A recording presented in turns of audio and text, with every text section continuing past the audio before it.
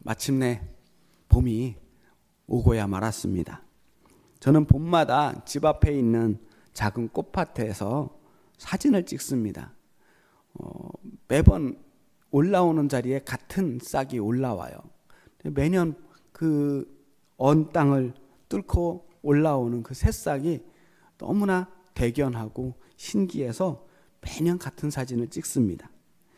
그 추운 겨울 모든 것이 죽었던 것처럼 황폐했던 그 땅을 뚫고 어김없이 새싹이 올라오는 모습을 보면 참 경이롭고 아름답다 하는 생각이 듭니다.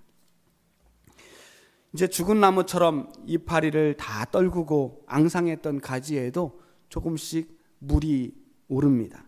이제 얼마 지나지 않아서 약속이라도 한 듯이 일제히 이파리를 품어내면서 꽃을 피울 겁니다. 저는 그 새싹을 볼 때마다 또 새순을 볼 때마다 이 생명과 부활의 의미에 대해서 생각해 보게 됩니다. 과연 살아있다는 것은 무엇일까 하는 생각을 합니다. 생물학적으로 설명을 하면요, 살아있다는 것은 죽거나 소멸되지 않기 위해서 부단히 애쓰는 어떤 생명 활동이라고 볼 수 있습니다. 그러니까 살아있다라고 하는 것은 결국은 죽지 않기 위해서, 사라지지 않기 위해서 버티고 견디는 게 생명이에요. 우리의 삶을 위협하는 것들이 많습니다. 죽음과 질병, 사고와 위험, 그 모든 것으로부터 살아남아야 하는 거죠. 그래서 이 세상에는 쉬운 삶이란 하나도 없습니다. 우리는 하루하루를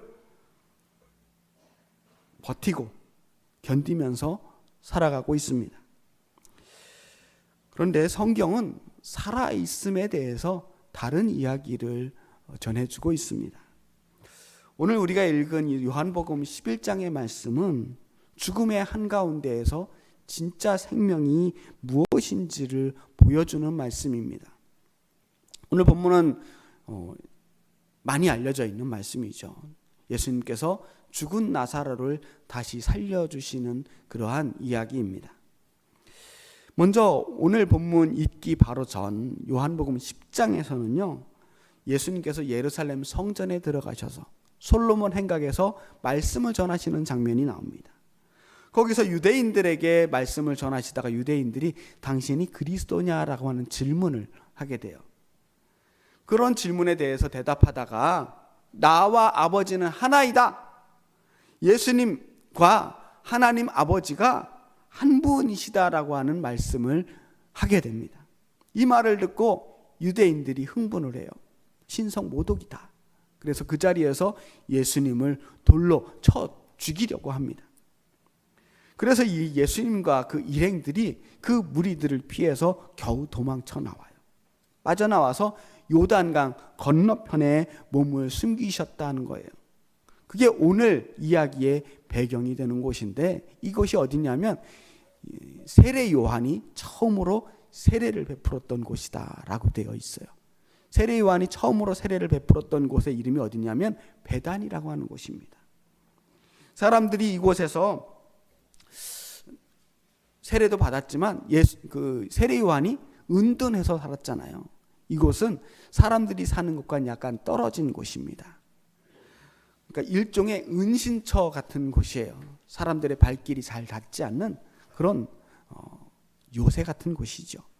그곳에서 제자들과 함께 숨어 있는 동안, 유대인들의 그 무서운 분노를 피해서 숨어 있는 동안 예수님께서는 마르다와 마리아의 오라버니 나사로가 병들었다 하는 소식을 듣게 됩니다. 그러니까 어지간히 다급하지 않고서는 그곳까지 사람을 보내서 우리 오라버니가 병들었다는 소식을 전하진 않았을 거예요. 아주 위독한 상황이라는 것을 알 수 있습니다. 그런데 예수님께서는 그 나사로가 병들었다라고 하는 소식을 듣고도 바로 출발하지 않습니다. 오히려 나사로의 병은 죽을 병이 아니라고 말해요.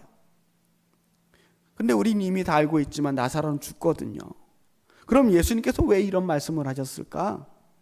그러니까 예수님께서 나사로가 죽을 것을 몰랐다는 이야기가 아닙니다.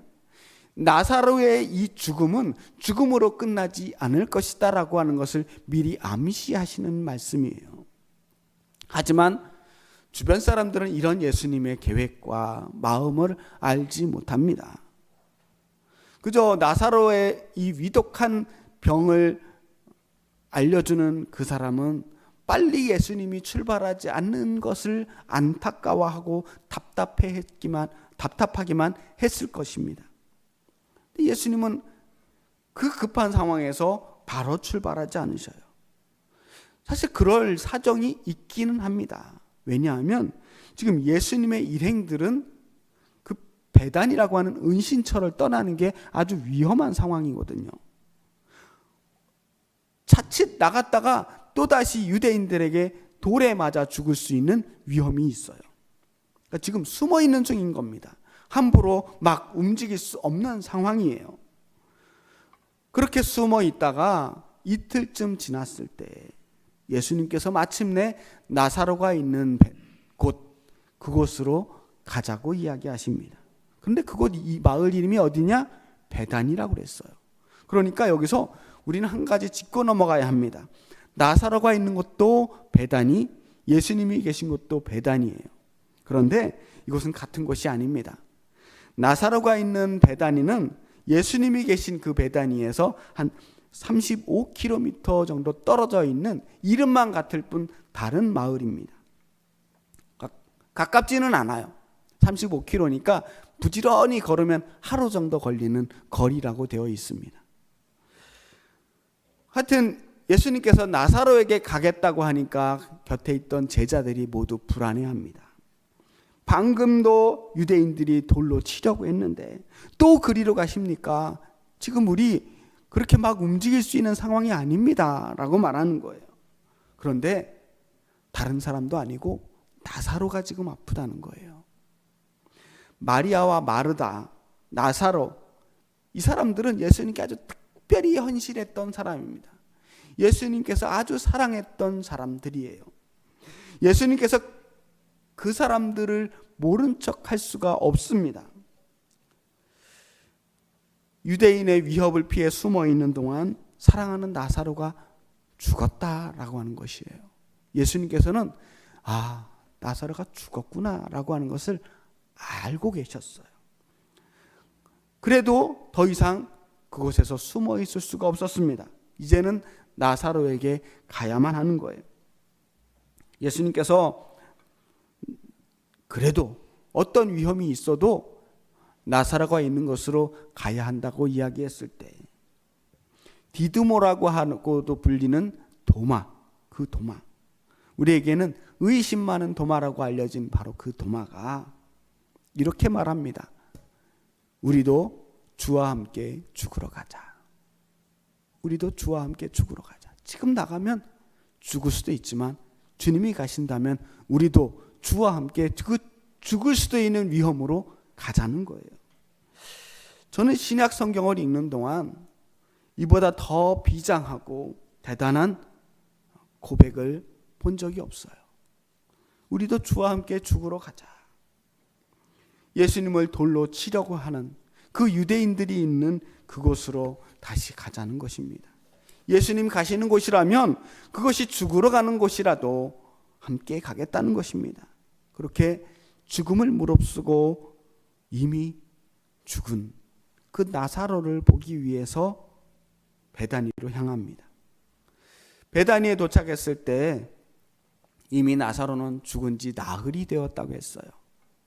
죽어서 무덤에 있은 지 나흘이라. 늦어도 너무 늦었습니다. 죽은 지 나흘이면 이제 시체가 상해가고 있을 때입니다. 도저히 살아날 가망이 없습니다. 이미 장례를 치르고 있는 중입니다. 많은 사람들이 슬퍼하고 있는 마리아와 마르다를 위로하기 위해서 조문을 하고 있는 중입니다. 마르다도 마리아도 지금은 장례를 치르고 있는 중이에요. 나사로를 고쳐달라고 부탁했던 그 예수님, 그런데 예수님은 고치기 위해서 온 게 아니라 장례식에 조문을 하러 오게 된 것입니다. 예수님을 맞이하는 마리아와 마르다는 이미 나사로의 죽음을 받아들이고 있습니다. 예수님께서 오셨다는 소식을 듣고 마르다가 나가서 맞이하지만 마리아는 차마 나가서 맞이할 수 있을 기운조차도 없어요. 그냥 앉아 있습니다. 근데 이 마리아와 마르다를 한 명씩 만나는데요. 예수님을 만난 이들의 반응이 둘이 똑같습니다. 예수님, 왜 이제 오셨어요? 주님께서 여기 계셨더라면 내 오라버니가 죽지 아니했을 겁니다. 아쉽고 원망스러운 겁니다. 왜 그렇게 늦게 오셨나요? 조금 더 빨리 오시지 그러셨어요. 예수님께서는 나사로가 죽을 병이라고 하지 않으셨는데 결과적으로는 나사로가 죽었습니다. 예수님은 늦게 왔습니다. 그런 서운함과 아쉬움이 묻어나는 대답입니다. 마리아와 마르다의 그 끔찍한 헌신과 순종, 그 대단한 믿음에도 불구하고 이들에게는 너무나 큰 불행이 닥쳤습니다. 사실 따지고 보면 누구의 책임도 아니에요. 병들고 아파서 죽게 된 것이 나사로의 잘못도 아니고요. 마르다와 마리아의 믿음이 부족했거나 돌보는 사랑이 부족했던 것도 아니었을 겁니다. 또 예수님이 늦게 오셨기 때문에 죽은 것도 아니에요. 사실 잘 따지고 보면요, 예수님께서 나사로의 이 병들었다는 소식을 들었을 때 이미 나사로는 목숨이 끊어졌을 상태가 끊어진 상태였을 확률이 굉장히 높아요. 한번 계산해 볼게요. 제가 아까 말씀드렸는데 예수님이 계신 베다니와 나사로가 있던 베다니의 거리가 35km라고 했어요. 하루길. 그럼 나사로가 아팠을 때 예수님께 소식을 전하러 가는데 하루, 예수님이 거기서 머무르는데 이틀, 또 예수님께서 그 베다니에서 이 베다니로 나사로가 있는 곳으로 오는데 하루, 그래서 나흘이 걸린 거예요. 그런데 나사로가 죽은 지 이미 나흘이라고 했어요. 그러니까 이미 출발할 무렵에, 아프다고 위독하다고 떠날 무렵에 이미 나사로는 죽었던 거예요. 그랬을 확률이 매우 높습니다. 그러니까 예수님이 늦은 게 아니죠. 이미 우리가 감당할 수 없는 죽음이 먼저 와버린 겁니다. 자, 이들에게는 돌이킬 수 없는 불행이 찾아왔어요. 그런데 누구도 이 불행에 대해서 함부로 위로할 수가 없습니다. 아니, 예수님이 계신데 무슨 걱정이냐고 이야기할 수 있겠어요? 이미 죽었는데. 걱정하지 말라고, 예수님 오셨으니까 다 잘 될 거라고 말씀할 수 있겠어요? 거기에 있는 그 누구도 그렇게 이야기할 수는 없었습니다. 잘 될 일이 없는데, 이미 죽어서 썩은 내가 나는데 잘 될 일이 없는데 뭐가 잘 된다고 이야기할 수 있겠습니까? 그런 식의 공허한 위로는 오히려 폭력에 가깝습니다. 오늘날에도 아픔을 당하고 괴로워하는 이들에게 그와 비슷한 위로를 하는 분들을 가끔 보게 돼요. 정말 그런 식의 빈말들은 차라리 아니한만 못한 것 같습니다.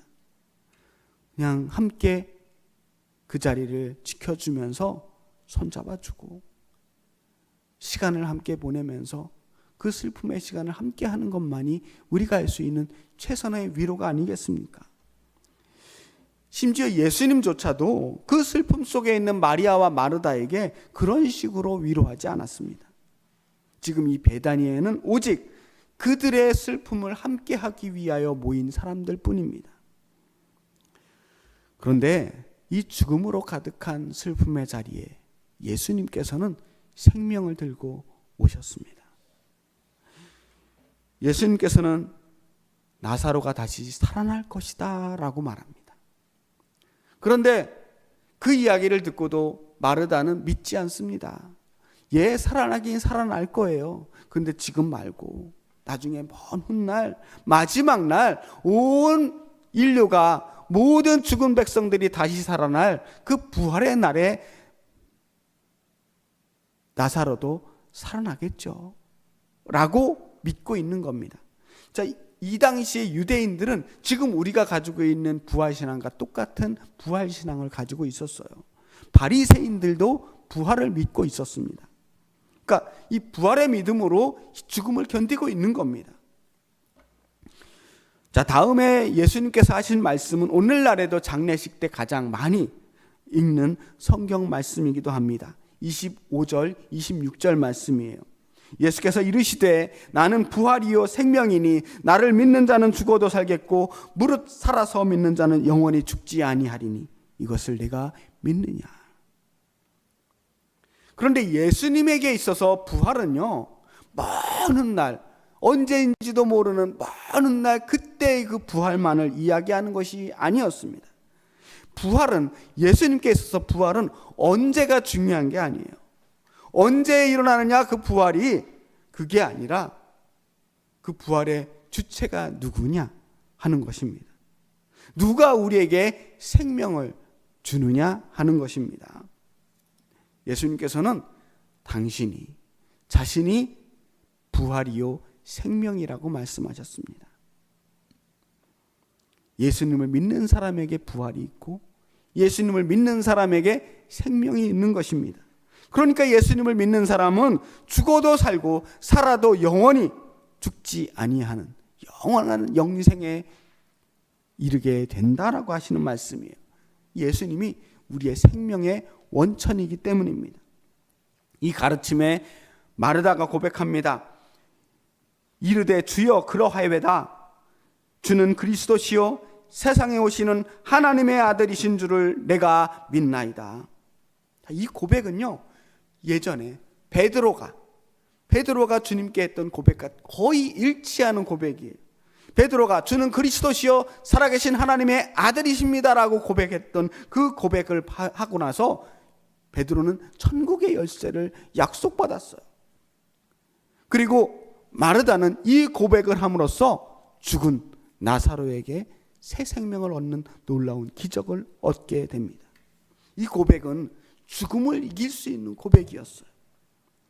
하지만 우리는 실제로 우리의 삶은 이런 고백에도 불구하고 여전히 연약합니다. 마리아를 찾아갑니다.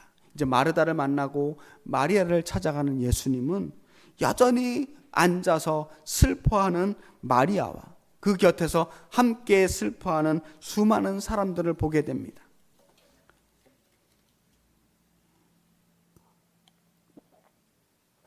우리 33절에서 35절 말씀 제가 읽어드릴게요.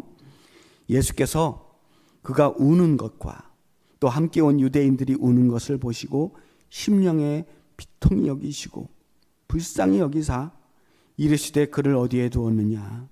이르되 주여 와서 보옵소서 하니 예수께서 눈물을 흘리시더라. 예수님은 그 우는 사람들을 보시면서 함께 눈물을 흘리고 계셨습니다. 그 예수님의 위로예요. 우는 자들과 함께 울라고 말씀하신 예수님은 직접 정말로 우는 사람들과 함께 울으셨어요. 왜 그런 명령을 하셨느냐? 예수님이 그런 분이기 때문이에요. 지금 베다니는 온통 슬픔과 눈물뿐입니다. 이 베단이라고 하는 마을 있잖아요. 나사로가 죽은 마을 이름도 베다니, 예수님이 숨어 계신 곳도 이름이 베단이라고 했어요. 오늘 일어난 사건의 모든 배경이 다 베단이라고 하는 곳에서 일어났어요. 성경에서 구체적으로 이 베단이라고 하는 마을 이름을 이렇게 명시하는 이유가 있습니다. 베단이라고 하는 그 뜻은 원래는 무화과 나무의 집이라고 해석을 합니다. 하지만 때로는 고통받는 자들의 집, 가난한 사람들의 집이라고 해석하기도 합니다. 그러니까 이 예루살렘이라고 하는 곳에서 멀지 않은 곳이지만 이곳은 화려한 성전이나 궁궐이나 도시가 있는 중심에서 떨어져 나와서 그곳에서 밀려난 사람들, 가난하고 소외된 사람들이 모여 사는 곳입니다. 그곳에서, 이 척박한 곳에서 가난하고 불쌍한 사람들, 고통받는 사람들이 사는 동네 이름이 베다니인 거예요. 베다니의 이 슬픈 사건은 마르다와 마리아의 가정에서만 일어난 사건이 아닙니다. 그들의 불행은 사실 늘 우리 곁에 함께 있습니다. 마르다의 슬픔, 마리아의 슬픔이 사실은 다 그 마을 사람들의 슬픔이기도 합니다. 이곳은요, 병이 들어도 누가 고쳐줄 만한 의사조차 없는 마을입니다. 이 세상의 변두리에서 누구에게도 인정받지 못하고 희망 없이 살아가던 그 사람들이었습니다. 이들의 죽음이, 나사로의 죽음이 남일 같지 않은 겁니다. 나사로는 수많은 베다니 사람들 중에 한 사람이었습니다. 그리고 나사로의 죽음은 베다니에서 죽어가는 그 수많은 사람들의 죽음의 일부였습니다. 그러니까 예수님의 눈물은 오직 나사로만을 위한 눈물이 아니었습니다. 저 베다니의 땅, 그 소외되고 가난하고 고통받는 사람들의 죽음을 위한 눈물이었고, 이름도 없이 빛도 없이 사는 것도 아니고 그렇다고 죽은 것도 아닌 것처럼 하루하루를 근근히 살아내야 하는 그 죽음 언저리에 있는 모든 이들을 향한 눈물이기도 했습니다. 그 베다니, 사실은 우리 역시 각자의 베다니에 살고 있습니다. 누군가는 경제적인 결핍이, 또 누군가에게는 관계의 파탄이, 또 누군가에게는 도저히 채워지지 않는 영혼의 갈증이 죽음과 같은 그 정막으로 우리를 몰아넣습니다. 나사로의 무덤은 2000년 전에 그 유다 땅에 있는 무덤뿐만 아니라 실상 우리 모두가 날마다 마주하고 있는 운명의 상징이기도 합니다. 나사로의 이야기는 그래서 2000년 전에 그렇게 끝나는 것이 아니고 오늘날에도 곳곳에 모여있는 수많은 베다니 땅의 사람들에게 함께 이어지고 있는 것입니다. 이름이 다를 뿐이에요. 예수님은 그 나사로의 죽음 앞에서 눈물을 흘리셨습니다. 그 눈물이 오늘까지도 마르지 않고 있어요. 지금 이 세계가 그것을 우리에게 보여주고 있습니다. 지금 세계가 전쟁 중이에요. 우크라이나 전쟁이 4년째, 이스라엘과 하마스 전쟁이 2년 반째, 또 한 달 전에 시작된 이란의 전쟁이 또 언제 끝날지 모릅니다. 이제는 우리는 매일같이 전해져 오는 소식에 익숙해져 가고 있습니다.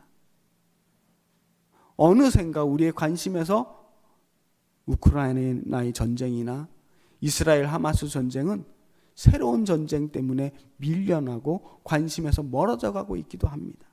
점점 무감각해지는 거예요. 전쟁이 일어나고 있기는 한 건가? 계속되고 있기는 한 건가? 무감각해지는 거. 이게 무서운 겁니다.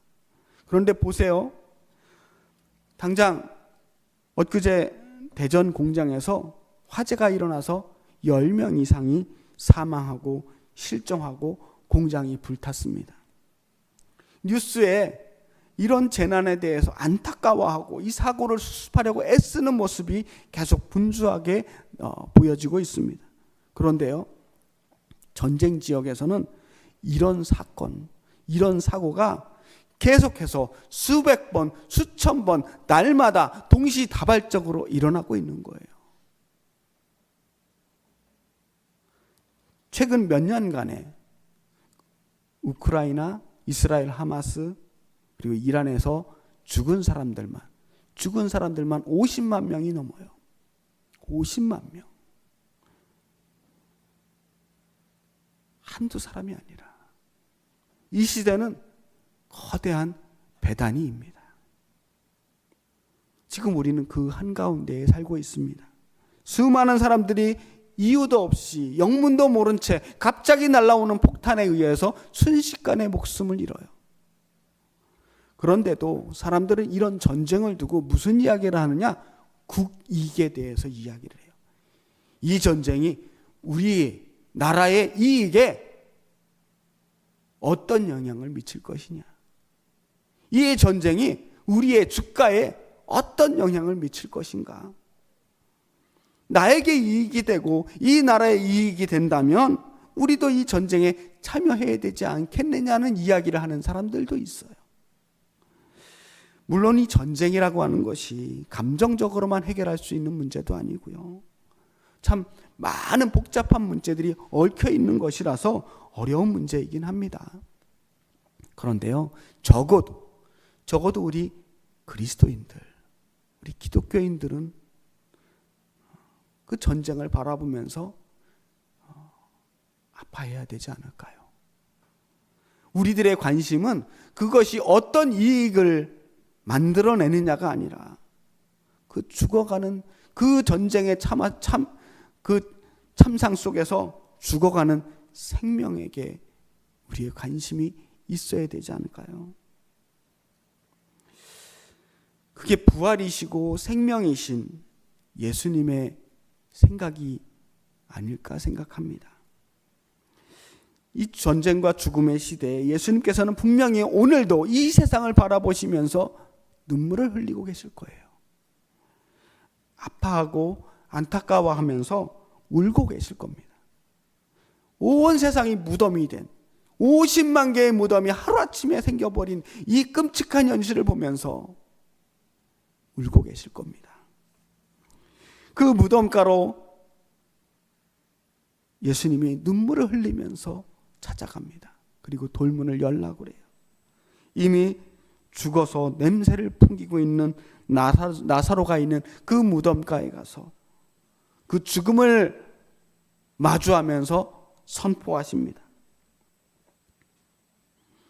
이 말씀을 하시고 큰 소리로 나사로야 나오라 부르시니 죽은 자가 수족을 배로 동인 채로 나오는데 그 얼굴은 수건에 쌓였더라. 예수께서 이르시되 풀어놓아 다니게 하라 하시니라. 나사로야 나오너라. 나사로야 나와라 라고 말할 때 죽은 나사로가 다시 살아났습니다. 이미 죽은 나사로는 온몸에 염을 했어요. 손과 발을 다 배로 싸매고 얼굴도 가렸다고 했습니다. 그러니까 이 나사로의 모습은요, 미이라의 모습과 비슷하거나 혹은 우리나라 장례식장에서 입관할 때의 모습과 거의 비슷합니다. 그런 나사로가 무덤에서 걸어 나왔어요. 죽음을 이기고 다시 살아났습니다. 말 그대로 부활한 겁니다. 생명이여 부활이신 예수님께서 나사로를 통해서 내가 바로 생명이고 내가 바로 부활이다라고 하는 것을 증명하신 것입니다. 이렇게 이야기가 끝이 납니다. 사실 나사로는 그날 다시 부활했지만, 다시 살아났지만 그 후로 언제인지는 알 수 없지만 결국은 다시 죽게 돼요. 그때 잠깐 살아나서 함께 몇 년간을 행복하게 살았는지 모르지만 언젠가는 또 죽었겠지요. 때때로 하나님의 은혜로 기적이 일어나서 암과 불치병이 나았다고 간증하시는 분들을 보게 됩니다. 참 은혜로운 일이고 감사한 일이죠. 하지만 결국 그런 분들도 언젠가는 다시 병들거나 늙어서 죽음을 맞이하게 됩니다. 그게 모든 사람들이 가야 하는 길입니다. 중요한 것은 그 사람이 어떤 병에서 나았다, 그 사람이 혹시 죽음이 연기되었다라고 하는 그 사실이 아니라는 거예요. 중요한 것은 그 사실로 내가 무엇을 보게 되었는가? 생명이신 주님께서 우리의 생명을 주관하신다라고 하는 사실입니다. 생명이신 주님께서 우리와 함께 계실 때 우리에게 무슨 일이 일어나느냐? 그것을 우리가 알아차리는 거예요. 주님은 우리를 살리시는 분입니다. 죽은 것 같이 보였던, 아니 실제로 죽어서 썩은 내가 났던 나사로마저도 일으키시는 분이 주님이십니다. 그러니 우리도 살리실 것이라는 거예요. 살아도 산 것 같지 않은 우리들에게 생명을 주시는 거예요. 진정한 생명. 죽음으로 가득한 이 세상에도 주님께서 생명을 주시겠다는 거예요. 주님의 뜻은 죽음이 아니라 생명입니다. 전쟁이 아니라 평화이고 공존입니다. 주님은 죽이시는 분이 아니라 살리시는 분이기 때문입니다. 이 세상을 무덤으로 만드는 것이 아니라 부활과 생명으로 가득한 새봄 같은 세상으로 만드시는 것이 주님의 뜻입니다. 오늘 이야기는 이렇게 아름다운 기적의 이야기로 끝나지만 이 이야기는 뒤에도 계속 이어집니다. 나사로의 기적을 본 유대인들이 오히려 이 일을 보고 하나님을 찬양하는 것이 아니라 예수님을 죽일 계획을 세웁니다. 그리고 요한복음 뒤를 읽어보면 이 사건대로 아주 빠른 속도로 십자가의 사건으로 이어지는 것을 볼 수 있습니다. 나사로를 살리신 예수님께서는 얼마 뒤에 그 모든 죽음의 무게를 지고 십자가에서 죽으시며 무덤에서 부활하십니다. 부활이요 생명이신 예수님께서 나사로가 무덤을 걸어 나온 것처럼 죽음을 이기시고 부활하셨습니다. 그러니까 오늘 말씀은, 오늘 이 나사로가 부활한 사건은 사실 예수님의 부활 사건의 예고편 같은 거예요. 예수님이 부활하실 그 사건을 미리 한번 보여주신 겁니다. 부활이 있을 수 있다. 나는 죽은 나사로를 살리신 것처럼 죽음을 이길 것이다 라고 하는 것을 먼저 한번 보여주신 거예요. 우리의 인생도 나사로처럼 결국은 죽음을 피하지 못하고 그 순간을 맞이하게 될 겁니다. 하지만 우리에게는 든든한 예수님이 계십니다. 나는 부활이요 생명이니 나를 믿는 자는 죽어도 살겠고 무릇 살아서 나를 믿는 자는 영원히 죽지 아니하리니, 이 말씀이 우리에게 있는 거예요.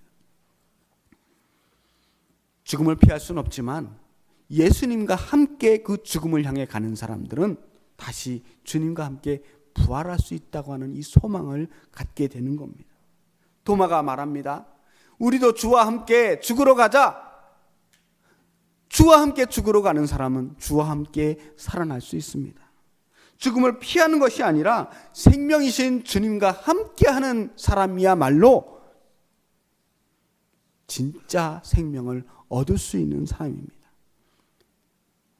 단순히 죽었다 살아나는 것이 문제가 아니라 사는 것조차도 진짜 사는 것처럼 살 수 있다는 거예요. 죽음을 두려워하면서 살아가는 사람들이 있어요. 평생을 내 앞에 언젠지 모르게 닥칠 그 죽음만을 두려워하면서 살아가는 사람들은 늘 살아도 죽음 곁에 사는 사람입니다. 하지만 이제 주님을 우리 가운데 모시고 사는 사람들은 그 죽음을 멀리하고 살 수 있습니다. 죽음을 두려워하는 것이 아니라 생명을 사랑하면서 살 수 있는 거예요. 죽음을 생각하는 게 아니라 생명을 생각하면서 사는 거예요. 이전까지는 죽음이 우리의 운명이었다면 이제는 생명이 우리의 운명이 됩니다. 사도 바울이 고백한 것처럼 이제 우리는 예수님의 죽음과 부활에 동참하는 사람들이 됩니다. 이 세상은 온통 전쟁과 죽음으로 가득하고 우리의 생명을 위협하는 도전으로 가득합니다. 하루하루를 살아가는 것이 전쟁이고 도전이죠. 살아있다는 것은 그 모든 죽음을 이기는 것입니다. 살아있다고 하는 것은 우리의 생명의 가치를 끝까지 지키는 것입니다. 우리를 죽음으로 몰아넣는 모든 폭력과 탐욕의 어두운 계획으로부터 지켜내야 합니다. 이 세상도 그렇게 지켜내야 합니다.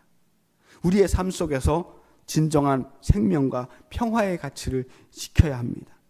사악한 전쟁 노름에 함께 놀아나지 않고 편가르기와 혐오로 키워지는 갈등에 휩쓸리지 않고 오직 그리스도의 평화로 원수까지도 품을 수 있는 더 큰 사랑을 실천하는 것.